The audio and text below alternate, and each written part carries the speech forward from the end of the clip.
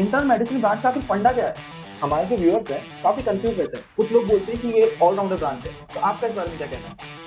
Allrounder branch से अलग एक और चीज़ जो समझनी चाहिए इंटरनल मेडिसिन के लिए, यही है बेसिस ऑफ मेडिकल कॉलेज। आप देखो नई तकनीकें आई हैं ब्रांच में। आपने पैंडेमिक भी देखा है, आपने एंडेमिक डिजीजेस को भी देखा है और उनको भी ट्रीट किया है। तो नई नई इंटरेस्टिंग और एक्साइटिंग चीजें क्या आई हैं? दरअसल अगले 2 या 3 सालों में मेरा मेडिकल कॉलेज से जुड़ा हुआ संबंध लगभग 50 वर्ष का होने जा रहा है।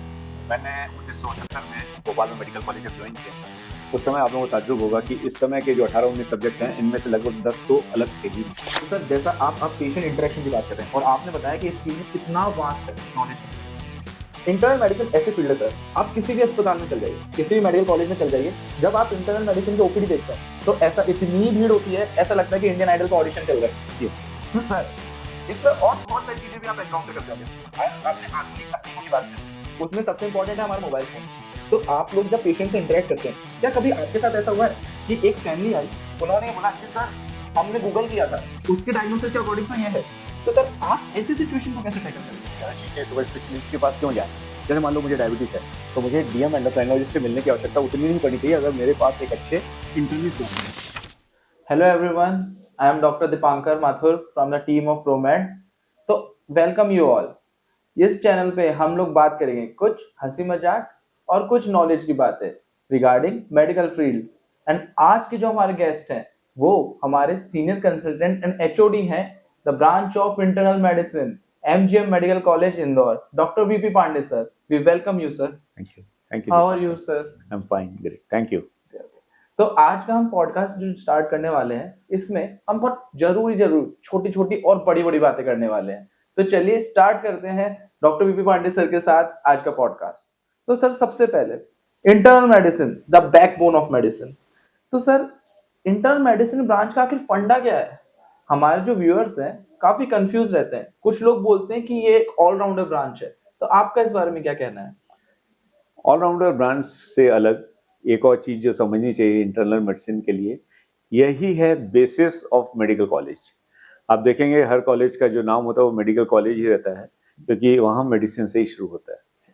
मतलब एक बेसिक डॉक्टर जो हम बचपन से देखते आते हैं, जिसको देख करके हम डॉक्टर बनने की सोचते हैं, जिसको देख करके हम उससे इम्प्रेस रहते हैं, उसके बारे में सोचते हैं। हम देखते हैं कि हमारे घर में भी एक ऐसा व्यक्ति जो कभी कभी आता है या कभी कभी उसके पास जाना पड़ता है, जिसको कि परिवार में बहुत लोग इज्जत देते हैं, प्यार देते हैं, उसकी बात मानते हैं। वो है एक बेसिक डॉक्टर, और जो शुरुआत करता है मेडिसिन के सब्जेक्ट से। आपको कभी भी एक डॉक्टर की याद बाद में आ सकती है, जब सर्जरी की आवश्यकता हो या फ्रैक्चर हो जाए, लेकिन अगर कोई ज़रा सी भी तबीयत खराब होती है तो जो डॉक्टर याद आते हैं वही हैं इंटरनल मेडिसिन के डॉक्टर्स। क्या बात है सर, बहुत अच्छे से सर हमें समझ में आया। अब मैं पूछना चाहूँगा सर, बहुत सारी ब्रांचेस हैं हमारे मेडिसिन में, तो ये ब्रांच बाकी स्पेशलाइजेशन से किस तरह अलग है? अगर आप कोई इंटरेस्टिंग से एनालॉजी दे सकते हैं, कोई से भी इंटरेस्टिंग सा कंपैरिजन इस ब्रांच का।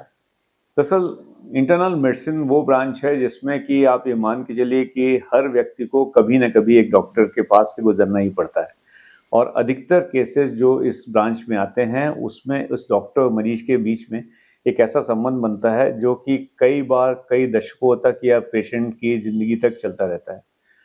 अधिकतर बीमारियां, या जिसको हम लाइफस्टाइल मॉडिफिकेशन वाली बीमारियां मानते हैं, लाइफस्टाइल से जुड़ी हुई बीमारियां हैं, इसके लिए जब भी हम किसी डॉक्टर के पास जाते हैं तो उसके लिए दिए गए प्रिस्क्रिप्शन, इलाज, उसके लिए दी गई सलाह, वो उसकी ज़िंदगी भर काम आती है।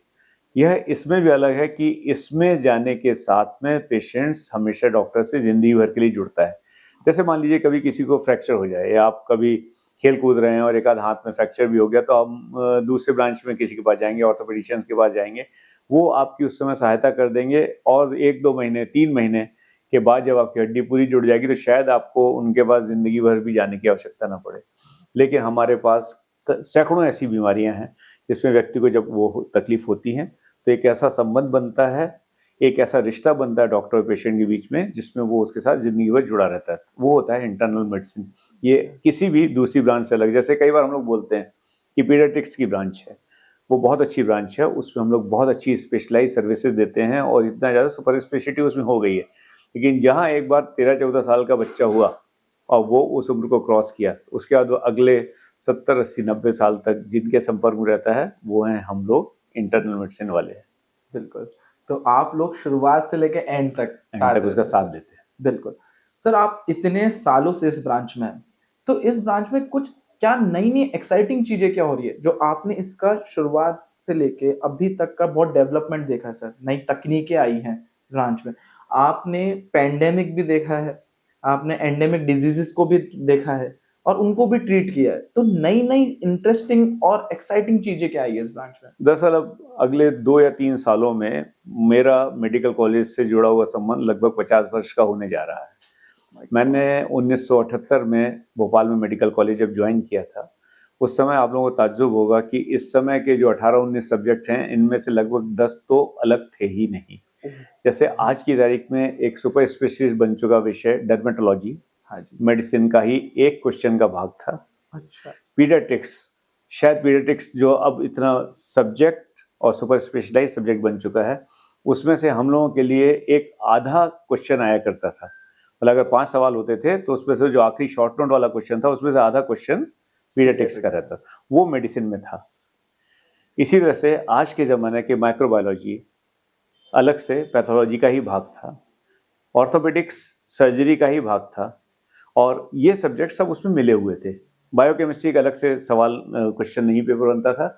Biochemistry was a part of physiology, तो there was just one question out of physiology.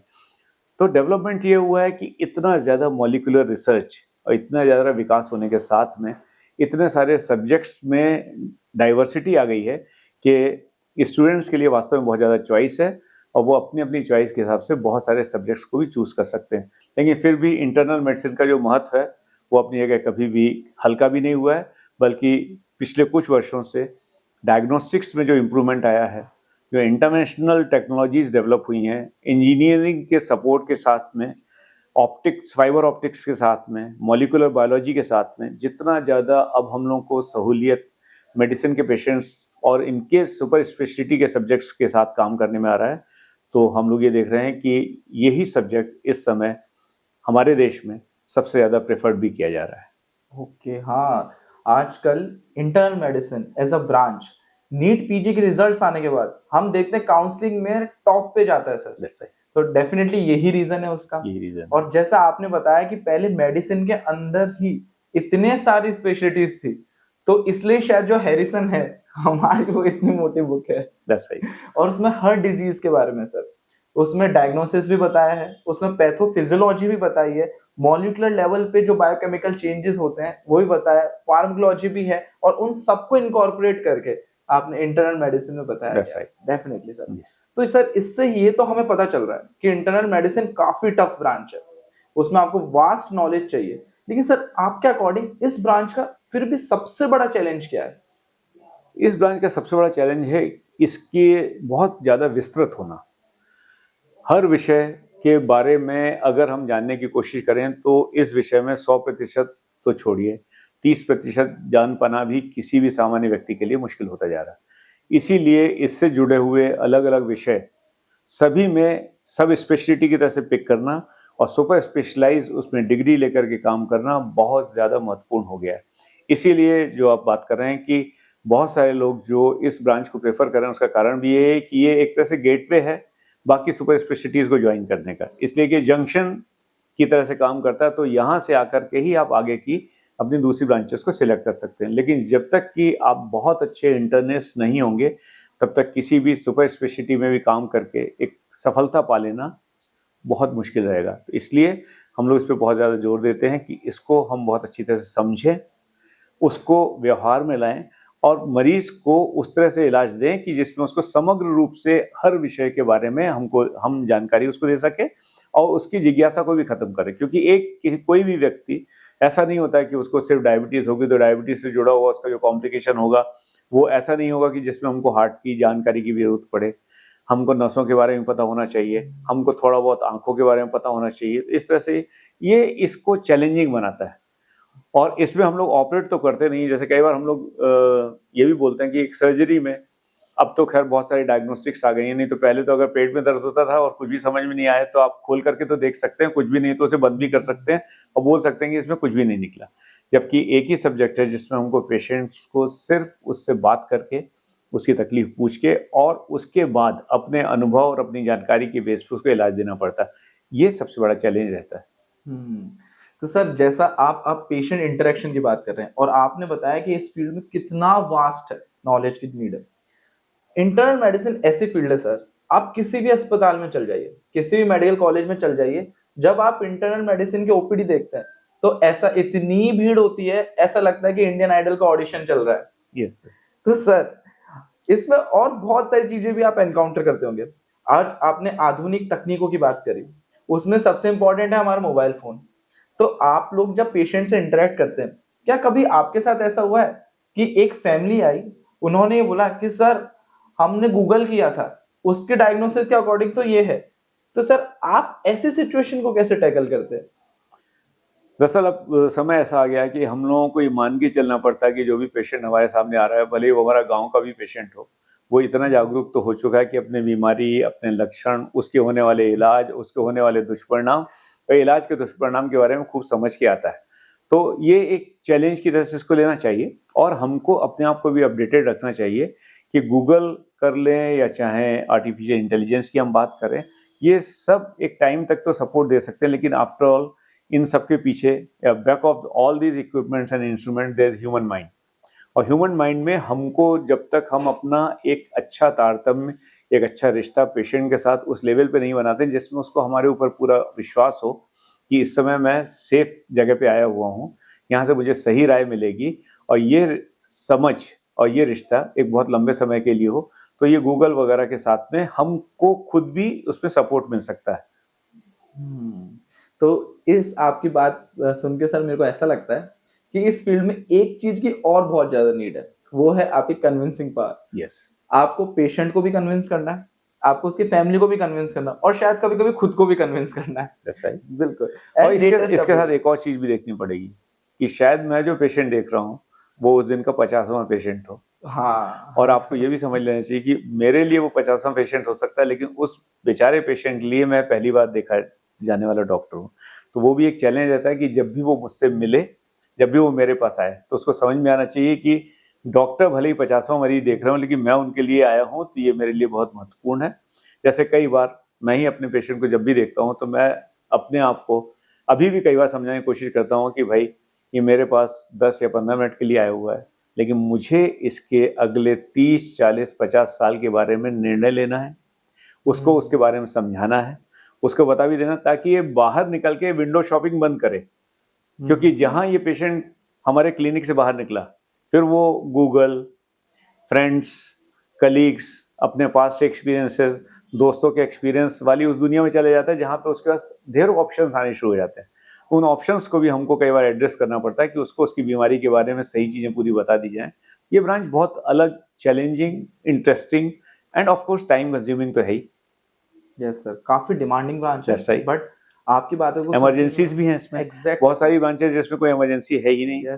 जैसे हम कई बार बात करते हैं कि रेडियोलॉजी एक ऐसी ब्रांच है जो कि कई बच्चे प्रेफर करते हैं, उसमें जाते हैं, बहुत अच्छी ब्रांच है, उसमें इंटरनेशनल रेडियोलॉजी के लिए हम लोग भी बहुत तारीफ करते हैं, बहुत हेल्प करती है, मगर उसमें इमरजेंसीज मिनिमम रहती हैं और अधिकतर जिस टाइप की रिपोर्टिंग होती है वो सब आप घर में बैठे हुए अपने चैम्बर में बैठे कर सकते हैं। जबकि अगर किसी को रात को 2:30 बजे हार्ट अटैक हुआ है या रात को 3-4 बजे कोई पेशेंट सीरियस हुआ है, तो उसको अगर आपने पर्सनल अटेंशन दे करके पूरी हेल्प नहीं की तो हमको लैक ऑफ सर्विस भी कभी कभी महसूस हो सकती है। इसलिए इन चैलेंजेस के साथ तैयार होकर के ही हमको इस ब्रांच के बारे में सोचना चाहिए। तो ये बात मेरे को बहुत अच्छे से समझ में आई है कि ये बहुत डिमांडिंग ब्रांच है, लेकिन जिस तरीके से आपने बताया उस हिसाब से ये उतनी ही सेटिस्फेक्शन देने वाली ब्रांच भी है। क्योंकि जैसा सर आपने बताया कि रात को 2:30 बजे अगर पेशेंट को हार्ट अटैक आया तो आप उसको सर्विसेज देंगे ही देंगे, लेकिन अगर आपने उसकी जान बचा ली सर, तो मेरे को लगता है उससे ज़्यादा सुख भी आपको कुछ और चीज़ नहीं दे सकती। हमको भी और पेशेंट्स और उसके घर वालों को भी बहुत अच्छा लगता है जब उसकी हेल्प हो जाती है। बहुत सारी ब्रांचेस हमारे यहाँ ऐसी भी हैं जिसमें लोग बहुत इंपॉर्टेंट सर्विस देते हैं। जैसे मैं कई बार लाइटर साइड एंड मजाक में बोलता हूँ कि मुझे खुद सबसे अच्छी ब्रांच लगती थी पहले एनेस्थीसिया, क्योंकि एनेस्थेटिस्ट के बिना एक भी सर्जरी नहीं हो सकती। एनेस्थेटिस्ट के बिना अच्छे अच्छे सर्जन्स अपनी सर्जरी भी पोस्टपोन करते हैं और एनेस्थेटिस्ट की अवेलेबिलिटी के हिसाब से ही बहुत जगह पे मुझे मालूम है डिलीवरी तक प्लान की जाती है। लेकिन मुझे अच्छी तरह से मालूम है कि 100 में से 100 ऑपरेशन होने के बाद अगर आप 99 लोगों से पूछेंगे कि उनका एनेस्थेटिस्ट कौन था, वो किसी को नहीं मालूम रहता है। मतलब जैसे क्रिकेट में विकेट कीपर्स रहते हैं ना, विकेट कीपर के बिना हम कभी भी किसी मैच को आगे नहीं बढ़ा सकते। ये हमको बहुत कम पता रहता है कि विकेट कीपर है कौन, हमको कैप्टन, बॉलर और बैट्समैन याद रह जाते हैं। तो मेडिसिन दरअसल वो वाली ब्रांच भी। ओके, तो सर अब हम इस ब्रांच में थोड़ा सा और जानते हैं। बहुत सारे हमारे ऐसे जो हमारे टारगेट ऑडियंस हैं, उन्हें बहुत सारे स्टूडेंट्स ऐसे हैं जो कि नीट पीजी के एस्पिरेंट्स हैं, वो मेडिसिन लेना चाहते हैं। तो मैं ये जानना चाहता हूँ, एक टिपिकल इंटरनल मेडिसिन रेसिडेंट का दिन उसके कॉलेज में या फिर हॉस्पिटल में, डिपार्टमेंट में कैसा गुजरता है, और क्या फर्क है एक गवर्नमेंट हॉस्पिटल में मेडिसिन करने का और एक प्राइवेट हॉस्पिटल में मेडिसिन या फिर डीएनबी करने का, एमडी मेडिसिन या फिर डीएनबी करने का? दरअसल जैसा कि मैंने बोला कि एमडी मेडिसिन रेजिडेंट्स को सबसे पहले तो तैयार होना चाहिए अच्छी खासी पढ़ाई करने के लिए, क्योंकि बाकी किसी भी सब्जेक्ट में मैं अच्छी तरह से जानता हूँ कि उतनी ज़्यादा थ्योरी की पढ़ाई नहीं है जितना कि हमारे मेडिसिन में है। अलग अलग जो सब्जेक्ट्स हैं उसमें बहुत ज़्यादा नॉलेज है, बहुत ज़्यादा उसका साइंस अवेलेबल है। उसको समझ पाना और समझने के बाद उसको मैक्सिमम टाइम हमारे पेशेंट के साथ स्पेंड करना पड़ता है। जितना अच्छा आपका कम्युनिकेटिंग स्किल्स रहेगी, जितना अच्छी तरह से आप पेशेंट्स से बात कर पाएंगे, जितना अच्छा आपके इंटरपर्सनल रिलेशंस रहेंगे उनके साथ में, आप देखेंगे कि उतना ही अच्छा रिस्पांस मिलेगा। क्योंकि हम लोग किसी को ऑपरेट नहीं कर रहे हैं, हम एक गंभीर पेशेंट को अपने यहाँ ला करके सिर्फ दवाइयों की हेल्प से ही उसे ठीक कर रहे हैं। ऐसे में उसकी पेशेंट की एंग्जाइटी, पेशेंट की तबीयत, उनके पेशेंट्स के अटेंडेंट्स को संभालना बहुत बड़ी बात होती है। कई बार लोग यही बोलते हैं कि अगर मैं अटेंडेंट्स को मैनेज कर लूँ तो पेशेंट का मैनेजमेंट तो 20% रह जाता है। साथ में एक जो आम रेसिडेंट है, रेसिडेंट हमारे ख्याल से यहाँ के जो रेजिडेंट्स रहते हैं मेडिसिन के, उनको पेशेंट्स के मैनेजमेंट के साथ में हर पेशेंट के बारे में रोज ही कुछ न कुछ नई जानकारी निकाल करके उसको एनालाइज करे, उसको समझे, और कुछ ही दिनों में वो ये एक आदत बन जाती है। आदत बन जाती है तो उनकी वो काम करने की आदत तो रहती ही है, और पेशेंट्स और उसके अटेंडेंट के साथ समय बिताएं, तब जाकर के उनको समझ में आएगा कि ये सब्जेक्ट क्या है। जैसे कि मैंने हमेशा पहले भी बोला था कि अगर ये कोई फ्रैक्चर हो गया है या किसी को पेट में दर्द है जो कि स्टोन के कारण से, अपेंडिक्स के कारण से, तो उसका एक बार ऑपरेशन हो जाएगा तो अगले 3 या 4 दिन में वो अधिकतर इम्प्रूव ही होते हैं। 100 में से 90 मरीज इनके इम्प्रूव होते हैं। एक ही ब्रांच है जिसमें कई बार पेशेंट जिसको बोलते हैं चलता हुआ आया था, सब यहाँ आने के बाद से तबीयत क्यों खराब होगी। तो अगर हम अपने पेशेंट्स को, उनके अटेंडेंट को सही तरह से, सही इंफॉर्मेशन के साथ में, सही उनके शब्दों में समझा सकें कि बीमारी की गंभीरता ऐसी है, सुधार ऐसे होगा, तो ये लाइफ बहुत कंफर्टेबल हो जाती है। और उसके बाद से जो सब स्पेशलिटीज़ में जिसको जो काम करना, वो लोग अपनी अपनी स्पेशलिटीज़ में काम करते हैं। मैं हमेशा से इस ब्रांच को सबसे ज़्यादा डिमांडिंग, सबसे ज़्यादा सेटिस्फाइंग, और बाकी सब चीज़ें जो हैं इसके साथ as a by product available रहती हैं। तो मुझे लगता है कि यह एक, जैसा कि अपन ने बात की, एक गेटवे है बाकी स्पेशलिटीज़ के लिए। इसको एक चैलेंज की तरह से लेकर के ही आना चाहिए। बहुत अच्छे से सर आपकी बात मेरे को समझ में आई, बहुत ही अच्छे से आपने इजी लैंग्वेज में इसको समझाया हमें। जैसे आप बार बार कह रहे हैं कि ये ब्रांच एक गेटवे है सर, तो क्यों ना हम सुपर स्पेशलिटी की बात करते हैं। आज की डेट में सुपर स्पेशलिटी के बहुत ऑप्शन है सर, और सच्ची बात तो ये है कि आजकल super speciality is like an ice cream, सबको कुछ ना कुछ नया चाहिए। तो सर आपका क्या व्यू पॉइंट है, क्या सुपर स्पेशलिटी करना बहुत जरूरी है या फिर जनरल फिजिशियन रहना भी एक अच्छा ऑप्शन है? अभी भी हमारे यहाँ इतने ऑप्शन है काम करने के लिए कि हमको ये देखना चाहिए कि हम अगले आने वाले कैरियर के 25, 30, 35 साल जो हैं वो कहाँ पे बिताने वाले हैं। मान लो हमको किसी एक स्पेशलाइज जगह, एक बड़े शहर में ही रहना है, या मेट्रो सिटी में ही रहना है, या फिर हमको अपने गांव में जाकर के सेवा करनी है, डिस्ट्रिक्ट हॉस्पिटल में रहना है।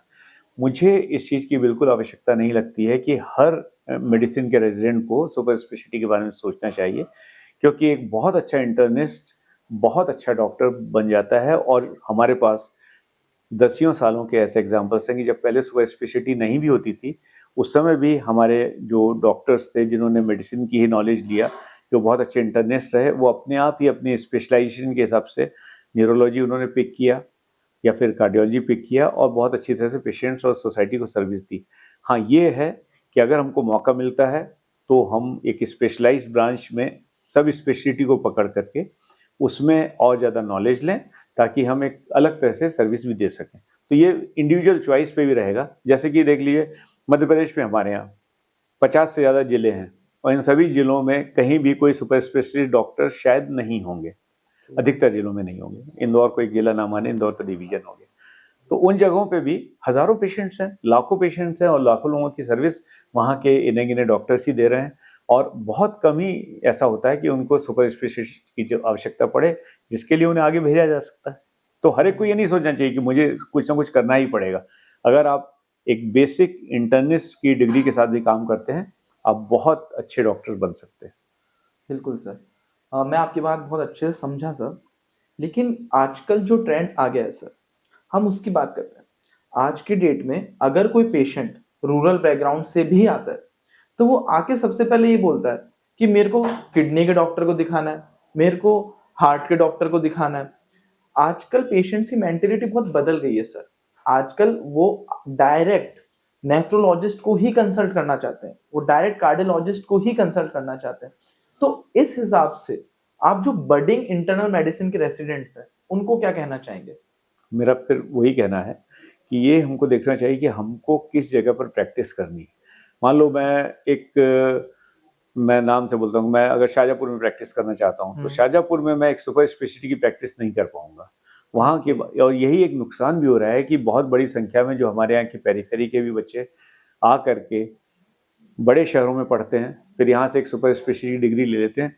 वो उन डिग्रीज को लेने के बाद कभी भी अपने उस छोटे जिले में या तहसील में जाकर के सर्विस नहीं दे रहे हैं। वो भी एक कारण है कि फिर वो जो हम कभी कोई shortness of number of doctors की बात करते हैं तो उसके लिए वहाँ पर आवश्यकता नहीं है, क्योंकि हर प्रकार का इलाज, और ये अभी आपने देखा होगा कि कई दिनों से ये बात भी हो रही है, आगे जाना चाहता हूँ मैं, एक बड़े शहर में ही रहकर रुकना चाहता हूँ, तो फिर कॉर्पोरेट प्रैक्टिस जो अभी पिछले कुछ वर्षों में डेवलप हुई है, या बहुत सारे विषयों में जो इन्वेजिव टेक्नोलॉजीज आ गई हैं उनको सीख करके अगर हम सर्विस दे सकते हैं तो ये इंडिविजुअल चॉइस होना चाहिए कि हमारे पास कितना टाइम है और हम कितना टाइम इसमें डिवोट कर सकते हैं। जो हम लोग हमेशा बात करते हैं कि पढ़ने के बाद 15 से 18 साल तक बच्चा पढ़ता ही रहता है, ये भी एक कारण है कि लोग स्पेशलाइज सब्जेक्ट्स में जाकर के भी एक अलग से 5-5 साल प्रैक्टिस करते हैं।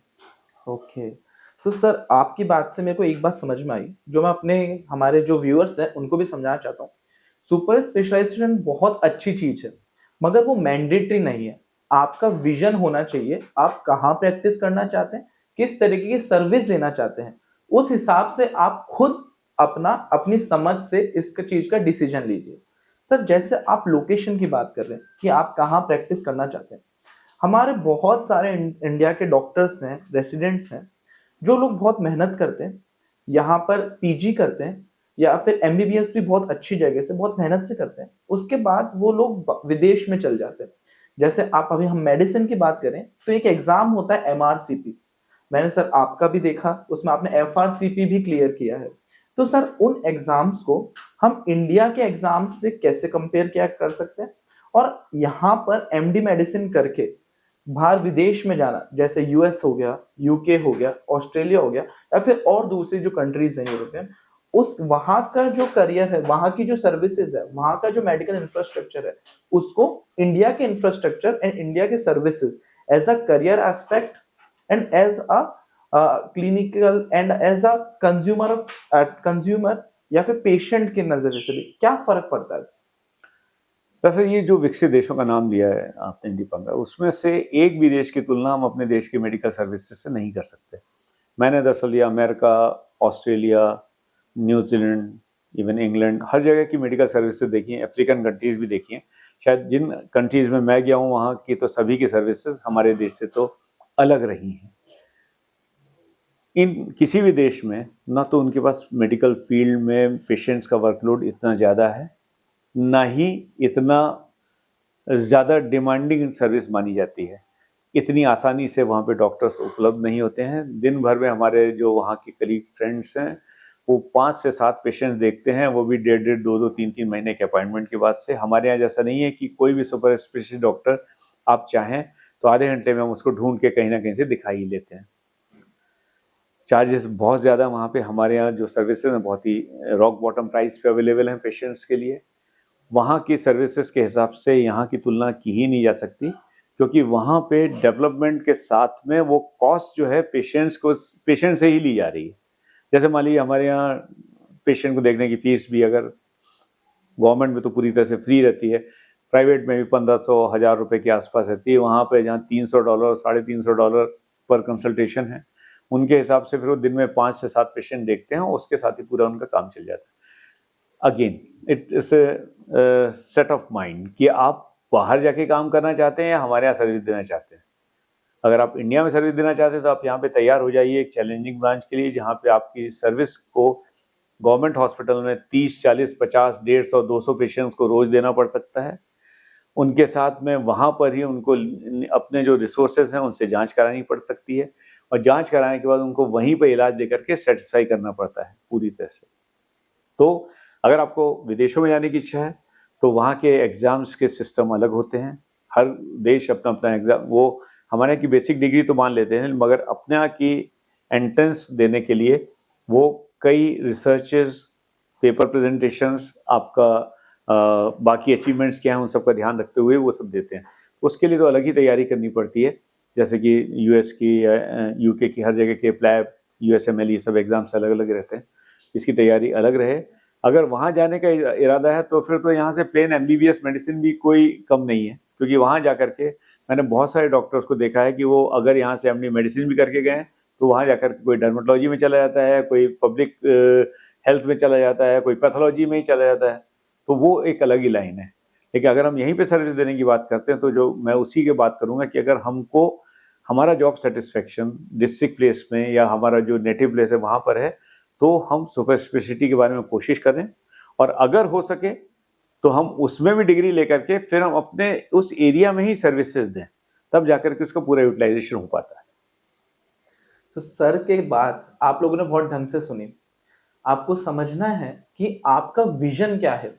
सर ने बहुत अच्छे से बताया क्या फर्क है वहां की फैसिलिटीज में और हमारे फैसिलिटीज में। यहाँ पर एक डॉक्टर एक दिन में 200 मरीज को केटर कर रहा है, वहां पर एक डॉक्टर एक दिन में 7 से 8 मरीजों को केटर कर रहा है। तो थोड़ा सा फर्क है रिसोर्सेज का एंड सर्विसेज का, लेकिन फिर भी यहाँ पर की जो गवर्नमेंट हॉस्पिटल्स है वहां पर हर चीज का मुफ्त इलाज हो रहा है, मुफ्त टेस्ट हो रहे हैं, जो कि बाहर विदेश में काफी महंगा पड़ सकता है। तो आप लोगों को सोच समझ के डिसीजन लेना है, और अगर आप डिसीजन लेते हैं कि आपका ऐसा है कि आप बाहर जाके अपनी प्रैक्टिस करना चाहते हैं, बाहर जाके विदेश में एक डॉक्टर बनना चाहते हैं, तो सर ने बताया कि उसकी तैयारी अलग है, अलग तरीके से आपको पढ़ना है। आपको अपनी research, paper, publication, overall personality पे भी ध्यान देना है। उसके बाद जैसा आपको अच्छा लगे आप जिस विदेश में चाहे उस विदेश में जाके प्रैक्टिस कर सकते हैं। उसकी पूरी नॉलेज और तैयारी हम अच्छे से यहाँ पर इंडिया में रह के कर सकते हैं। तो सर हम आधुनिक तकनीकों की बात कर रहे थे, अभी बहुत ज्यादा सुनने में आता है एआई, आर्टिफिशियल इंटेलिजेंस। हर फील्ड में इसके बोलबाला है सर। हर एक, चाहे मेडिसिन हो, चाहे इंजीनियरिंग हो, चाहे ऑटोमोबाइल हो, चाहे हमारे मोबाइल के डिवाइसेस हो, हर जगह एक ही चीज छाई हुई है, वो है आर्टिफिशियल इंटेलिजेंस। तो सर आपका क्या सोचना है, ये आर्टिफिशियल इंटेलिजेंस का हमारे इंटरनल मेडिसिन फील्ड पे क्या फर्क पड़ेगा? क्या ये हमारा दोस्त है या फिर हमारा दुश्मन है, या फिर आखिर आर्टिफिशियल इंटेलिजेंस है क्या हम लोगों के लिए, डॉक्टर्स के लिए? दरअसल जो मेरा व्यक्तिगत सोचना है इसमें कि आर्टिफिशियल इंटेलिजेंस को अगर हम ढंग से इस्तेमाल करें तो यह एक बहुत ही रेडीमेड नॉलेज अवेलेबल है। किसी भी चीज़ को आसान बनाने के लिए हमको मेहनत नहीं करनी पड़ती है, और फ़ौरन हमारे पास डाटाबेस अवेलेबल रहता है जिसमें कुछ एविडेंस बेस भी रहता है, लेकिन उसको प्रॉपरली एनालाइज करके हम अपने पेशेंट्स को किस तरह से सेटिस्फाई कर सकते हैं या उसकी क्या हेल्प कर सकते हैं, इसके लिए तो हमारा एक बेसिक नॉलेज की आवश्यकता पड़ेगी ही। तो artificial intelligence can be great assistance, but it can never replace any of the human beings. या हमारा जो खुद का लॉजिकल रीजनिंग है, हमारी थिंकिंग है, हमें उसका इम्प्लीमेंट कैसे करना है, इसके लिए तो हमको खुद ही को यूज़ करना पड़ेगा, और इसमें हमारा खुद का ही जो ओरिजिनल इंटेलिजेंस है वही काम आएगा। Artificial can always be supported. Definitely. तो सर का ये कहना है कि आर्टिफिशियल इंटेलिजेंस हमारा असिस्टेंट बन सकता है, हमें नहीं बदल सकता, हमारी जगह नहीं ले सकता। और सीधी सी बात है, कोई भी अगर मरीज अस्पताल आ रहा है सर, तो वो परेशान है इसलिए आ रहा है, और अगर कोई रोबोट या मशीन उससे उसके हालचाल पूछे और कोई इंसान उससे पूछे, उसमें काफी फर्क है sir. Yes, human touch is very important. और इसको इस तरीके से भी सोचा जा सकता है कि ह्यूमन टच से हम उसको उसके हालचाल पूछ सकते हैं, उसको सहानुभूति देख सकते हैं, लेकिन आर्टिफिशियल इंटेलिजेंस उसको डांट नहीं सकता। तो जो हम कर सकते हैं उसको सही राह दिखा सकते हैं, वो अपर हैंड रहता है। बिल्कुल सर। तो सर ये हमने बहुत अच्छे से आपसे जाना इंटरनल मेडिसिन के बारे में, एक मेडिसिन के डॉक्टर की प्रैक्टिस के बारे में। अब थोड़ा सा आपके बारे में जानते हैं। तो सर कहाँ से आपकी एमबीबीएस हुई, कहाँ से आपका स्पेशलाइजेशन हुआ, एंड क्या एक ऐसा किस्सा आप हमें बता सकते हैं जो आपको हमेशा याद रहता है आपकी पूरी पढ़ाई और क्लिनिकल प्रैक्टिस? दरअसल हम लोग तो हमेशा से ही मध्य प्रदेश के ऐसे ऐसे छोटे जिलों में रहे हैं जहाँ पर हमारे पिताजी जो थे वो कॉलेज प्रिंसिपल थे। तो आजकल की तरह से नहीं है, जैसे इंदौर में हम लोग देखते हैं हमारे ही जो बेटे रहे वो एक ही स्कूल में रहे, उसी स्कूल से पूरा 11-12 पास होने के बाद से यहीं पे कॉलेज किया या आईएम वगैरह कोर्स किया और वो अपनी अपनी जगह पे जाके सेटल हुए। तो इंदौर के बाहर वो कभी गए ही नहीं। मैं तो आपको बताऊं, हम लोगों को इतना ज़्यादा एक्सपीरियंस था कि पिताजी, जब मैं पैदा हुआ हूँ भोपाल में, भोपाल से पैदा होने के बाद फादर कॉलेज एजुकेशन में थे। उनके ट्रांसफर्स कहाँ कहाँ हुए होंगे, सबसे पहले हम गए जबलपुर, फिर रीवा, फिर सीधी, फिर पन्ना, फिर टीकमगढ़, नरसिंहपुर, सीहोर एंड देन शहडोल। इतनी जगह में एजुकेशन हुई। उसके बाद फिर भोपाल मेडिकल कॉलेज में 1978 में हम लोगों के समय मेडिकल एजुकेशन बहुत अलग थी। पूरे प्रदेश में जो सीट्स थी वो 6 मेडिकल कॉलेज में मुश्किल से 540 या 600 के आसपास थी। उसमें सिलेक्शन हुआ, भोपाल में ही रहे। और उसके बाद से उस समय मेडिकल एजुकेशन अलग थी, क्योंकि भोपाल मेडिकल कॉलेज या मध्य प्रदेश के हर कॉलेज में या देश में कॉलेज के 4.5-5 साल के एजुकेशन के बाद ही पोस्ट ग्रेजुएशन मिल जाता था मेरिट के हिसाब से। तो अगर आपकी मेरिट अच्छी है बाकी 9-10 सब्जेक्ट्स में उस समय, तो आपको मेरिट के हिसाब से फिर चॉइस से सब्जेक्ट मिल जाता था। तो मेरिट में अगर अच्छे रहते थे तो अपने पसंद का सब्जेक्ट मिल गया। हमेशा से ही मेडिसिन ही लेना चाहते, जैसे मैंने बोला कि पहला इंप्रेशन आपको अपने डॉक्टर का ही रहता है, और वो डॉक्टर एक बेसिक डॉक्टर रहते हैं। जैसे मुझे अपने डॉक्टर NP मिश्रा, जो हमारे पारिवारिक डॉक्टर थे, बचपन से आता कि मैं ही कभी तबीयत खराब हुई थी तो उन्होंने देखा था, तो तब से वो डॉक्टर बन। तो अगर हम चाहते तो अपने मेरिट के हिसाब से हमको पीडियाट्रिक्स, जो उस समय बहुत ज़्यादा अच्छी मानी जाती थी, या ऑर्थोपेडिक्स जिसमें बहुत मुश्किल से मिलता था, जिसमें टॉपर्स जाते थे, तो उसको छोड़ के हमने मेडिसिन का ही सब्जेक्ट लिया। मेडिसिन का सब्जेक्ट लेने के बाद से कई बार ऐसा रहा कि लगा कि सुपर स्पेशलाइजेशन करें, लेकिन फिर सुपर स्पेशलाइजेशन करने का टाइम लगता था, 3 से 5 साल लगते।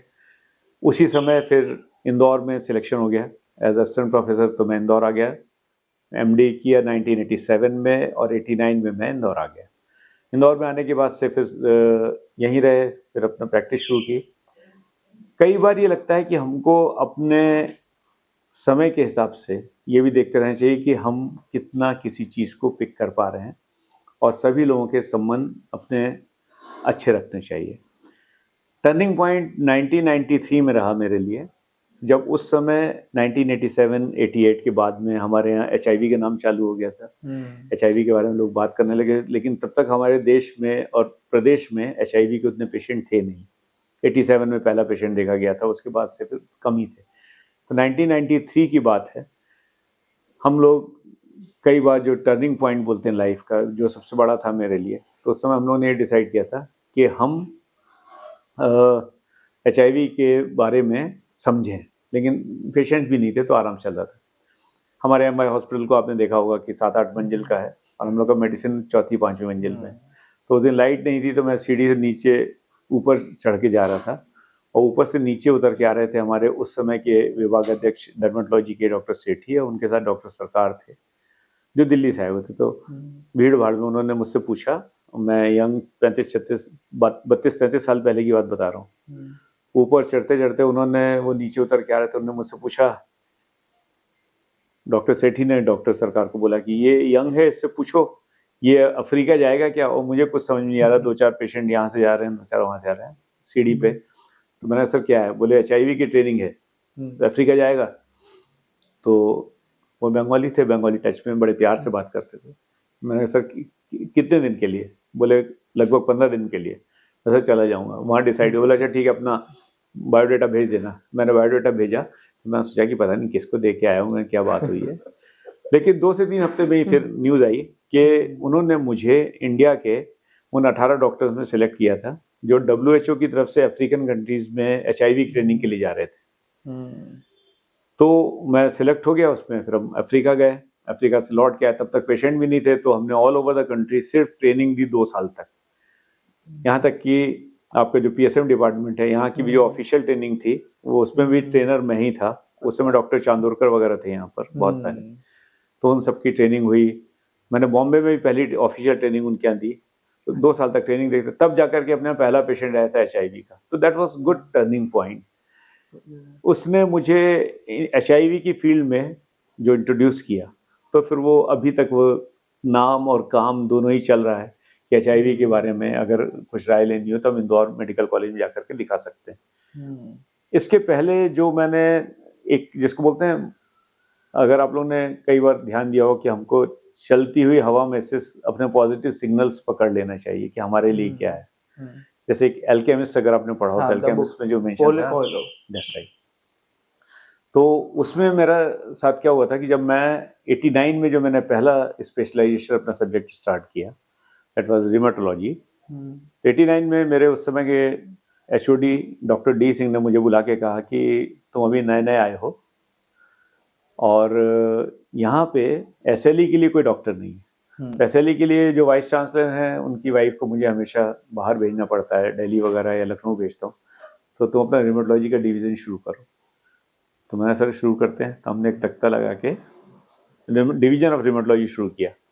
वो डिवीज़न ऑफ रिमेटोलॉजी आज की तारीख में आपको ताजुब होगा, that is one of the oldest division of rheumatology in country, क्योंकि एम्स में भी रिमेटोलॉजी का डिवीजन बाद में 1996 के बाद शुरू हुआ, जो हमने 1989 में शुरू कर दिया था।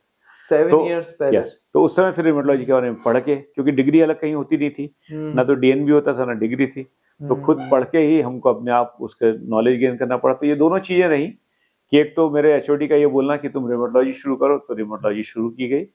दूसरा HOD डर्मेटोलॉजी का मुझसे पूछना कि तुम अफ्रीका जाओगे, and then that change everything. उसके बाद से एवरीथिंग इज हिस्ट्री।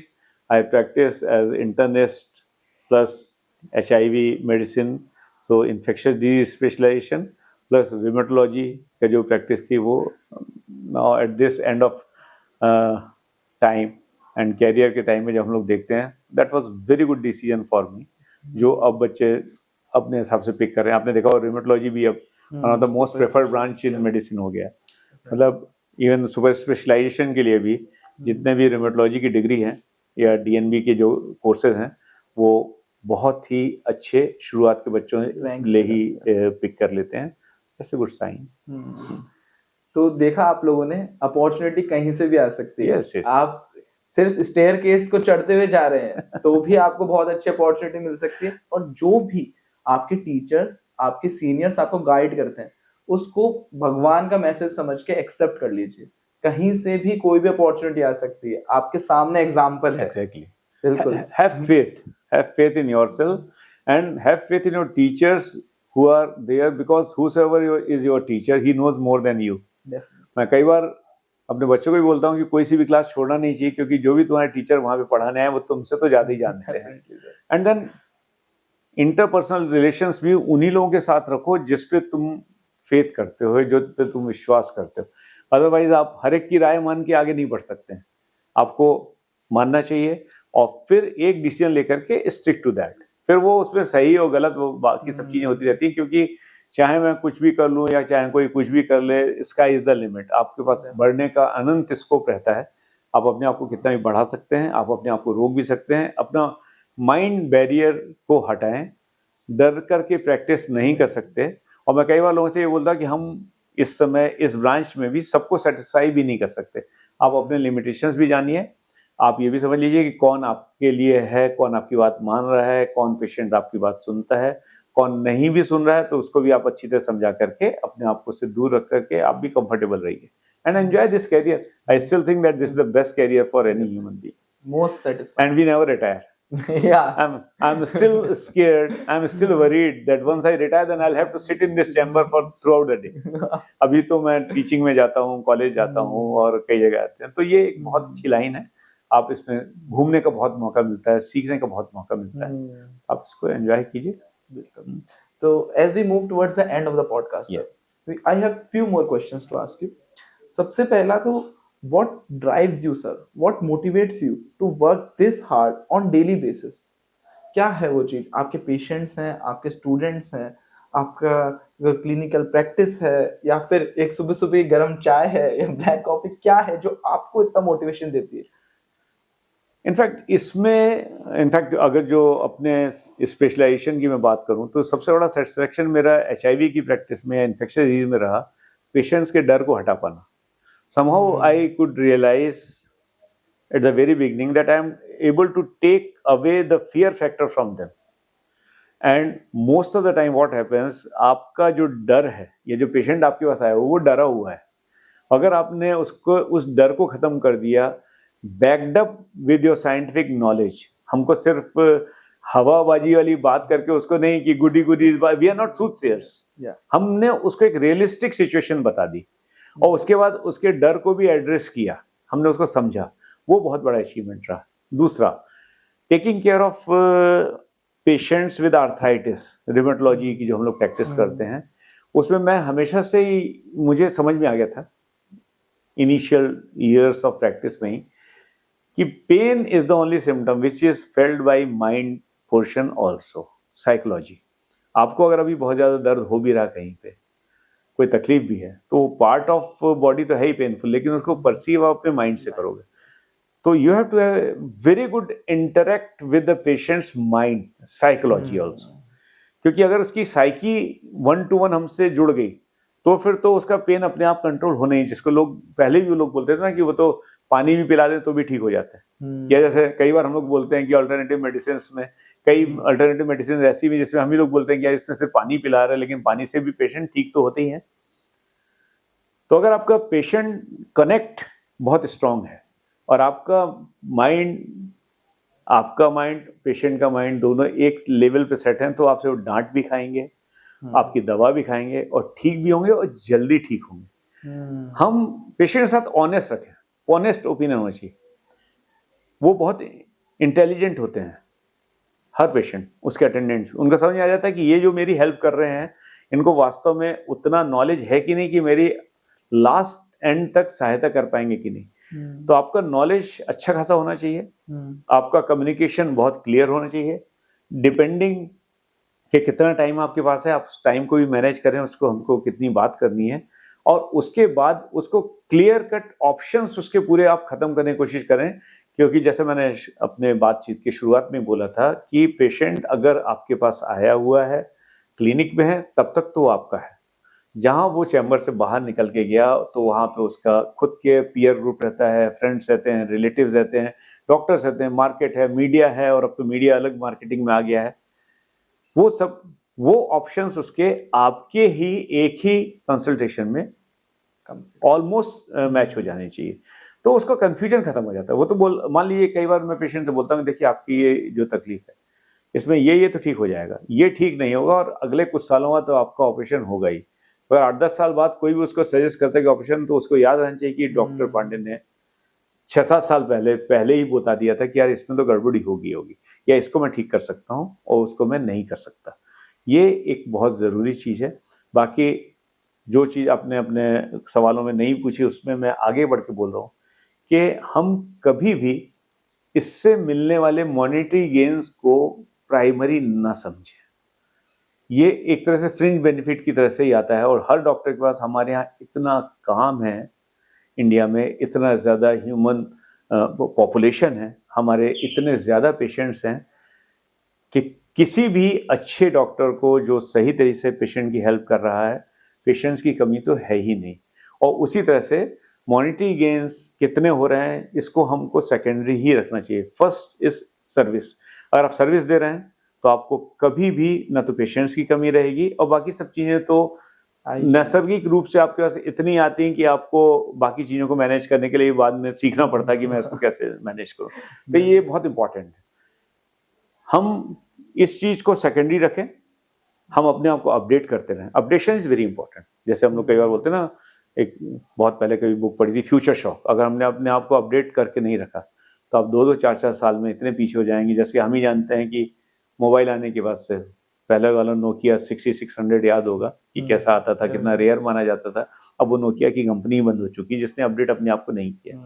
हम लोग कई बार एग्जाम्पल्स देते हैं कितनी सारी कंपनीज के जो लगातार बंद होती जा रही है। अगर हम अपने आप को अपडेट नहीं करेंगे, every day science is changing and science is expanding and this expansion is ट्रेमेंडस। You have to keep up pace with this expansion, keep yourself updated, and I'm sure everything will come to you, will flow to you naturally. It will keep you happy. और happiness की भी एक line खुद draw करनी पड़ती है इसमें। आप अपने आप को देखें कि मुझे अपनी लाइन कितनी बड़ी करनी है, मैं कितनी उसे बड़ी कर सकता हूँ। अगर आप पड़ोसी की देखते रहेंगे या अपने कलीग्स को देखेंगे, अपने फ्रेंड्स को देखेंगे, तो एक सेंस ऑफ अनहैप्पीनेस शुरू हो जाएगा। कंपटीशन नहीं, कंपटीशन खुद से करो, मैंने अपना काम बेस्ट तरीके से कर लिया कि नहीं कर लिया। दूसरा, मैं कई बार अपने स्टूडेंट से भी बोलता हूँ, सभी को बोलता हूँ कि फियरलेस रह के काम करना चाहिए, क्योंकि फियरसम लोग अलग से दिख जाते हैं प्रैक्टिस करते हुए। जैसे कोई पेशेंट सीरियस आया और आपको ही पेशेंट को समझ में आ जाएगा कि ये मेरे को लेकर के थोड़े हिचक रहे हैं, इनको इतना कॉन्फिडेंस नहीं, तो फिर उसके बाद से वो एक अंडरस्टैंडिंग कम हो जाती है।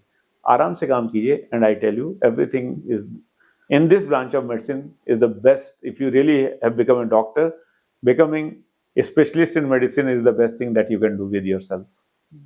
Thank you so much sir, thank you so much. तो हमें समझ में आया कि क्या चीज़ों को और ध्यान रखना है। सबसे पहले पेशेंट के सिर्फ बीमारी मत देखिए, आप उसके साइकोलॉजी भी समझिए, उससे कनेक्ट करिए। जितना ज़्यादा इफेक्ट हमको मेडिसिन का चाहिए, उतना ही आपकी बातों से प्लेसिबो इफेक्ट भी चाहिए। पेशेंट संतुष्ट होना चाहिए, खुश होके, या फिर जो भी है उसको आप ऑनेस्टी से बताइए उसकी बीमारी के लिए। अपने सर्विस को ध्यान रखिए, अपने बिल्कुल ऑनेस्टी से आप अपनी सर्विस केटर करिए, आपके पास सब चीजें आएंगी। ऐसा हमें सर ने बताया। Thank you so much sir, it was really nice talking to you. हमने इस पॉडकास्ट में बहुत अच्छे से बहुत जरूरी बातें समझी, बहुत अच्छे से हम लोगों ने इस फील्ड के बारे में जाना, और ऐसे ही हम आपसे बातचीत करते रहेंगे। Sure, thank you. एक बात जो मैं आप लोगों को बताना चाहता हूँ, keep smiling, keep learning, because medicine जरूरी है, लेकिन still laughter is the best medicine. Internal medicine भी उसके बाद ही आता है। तो आपको कुछ भी सवाल हो सर से या फिर इस ब्रांच के रिलेटेड, आप डेफिनेटली हमसे पूछ सकते हैं।